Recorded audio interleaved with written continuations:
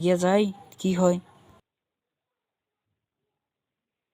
আসসালামু আলাইকুম আঙ্কেল, কেমন আছেন? ওয়ালাইকুম আসসালাম বেটা, তোমাকে যে আমি চিনলাম না, তুমি আমাকে আঙ্কেল বলে ডাকো, আমি তো তোমারে চিনি পাইলাম না।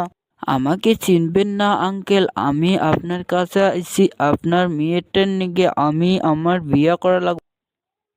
হ, ঠিকই আছে বেটা, তাহলে আমারও মেয়ে বিয়ে দিকে ঠেকা, কিন্তু আমি আমার মেয়েকে পুশ করি দেখি কি কয়। হ আঙ্কেল, আমার ছেলেটা খুব পছন্দ হয়েছে বুঝছো তো, তুমি কি কও? আমার কাছে খুব লাগছে ছেলেটা।